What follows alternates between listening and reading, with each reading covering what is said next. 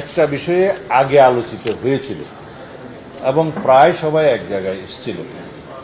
সেই বিষয়টা আজকে আলোচনা ব্যতি রেখে সবাইকে জিজ্ঞেস করা হয়েছে সেটাতে আমরা একমত কিনা। বিষয়টা বলি, আমরা আমাদের দলের পক্ষ থেকে আমি উপস্থাপন করেছিলাম যে রাষ্ট্রে সাংবিধানিকভাবে, সংসদীয়ভাবে বা যে কোনোভাবে স্বৈরতন্ত্রের উদ্ভব যাতে না হয়, ফেসিবাদের উৎপাদন যাতে না হয়, সেটা বন্ধ করার জন্য এক ব্যক্তি প্রধানমন্ত্রী পদে সর্বোচ্চ 10 বছরের বেশি বহাল থাকবেন না বা ওই পদে আরোহণ করতে পারবেন না। সেই প্রস্তাবটা আমাদের, সেটা যতবারই হোক, যত মেয়াদেই হোক, বৎসরটা সীমাবদ্ধ করে দেয়া হলো।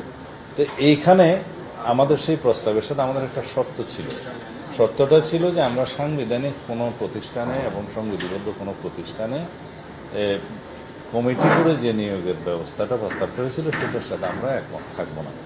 তবে পরবর্তীকালে আমরা আলাপ আলোচনা করে এবং আমরা উপযুক্ত বিবেচনা করেছি যে জাতীয় নির্বাচন কমিশনের গঠনটা সাংবিধানিকভাবে সংবিধানে যেন গঠন প্রক্রিয়াটা উল্লেখ থাকে। আইন তো আছে, কিন্তু সেই কমিটি আপনারা নিশ্চয়ই ইতিমধ্যে সিদ্ধান্ত তো পেয়েছেন যে নির্বাচন কমিশন স্বাধীনভাবে যাতে নিযুক্ত হয়, নির্বাচন কমিশন যাতে নির্বাহী বিভাগের প্রভাবমুক্ত থাকে, সেই হিসাবে বিরোধী দল, সরকারি দল এবং জুডিশিয়ারির একজন সহ সেই কমিটি তারা নির্বাচন কমিশন গঠন করবেন।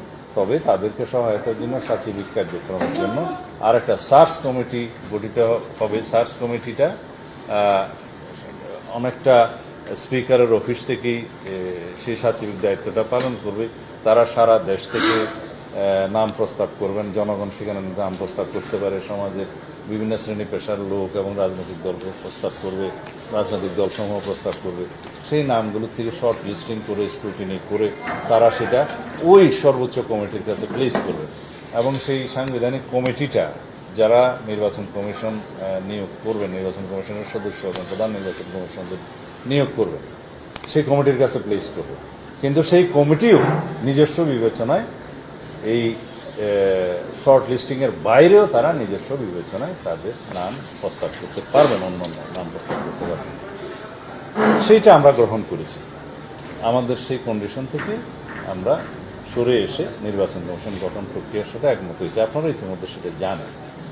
এখন বিষয় রইল, তত্ত্বাবধায়ক সরকার যদি ইনপ্লেস হয়, এইভাবে স্বাধীন নির্বাচন কমিশন গঠিত হয় এবং প্রধানমন্ত্রীর মেয়াদ যদি সর্বোচ্চ 10 বছরে নির্ধারিত হয়, আমরা কোনোভাবেই আর মনে করি না রাষ্ট্রে কোনো রকমের স্বৈরতান্ত্রিক, ব্যক্তিতান্ত্রিক স্বৈরতন্ত্র বা ফেসিবাদের কোনো উৎপত্তি হতে পারে।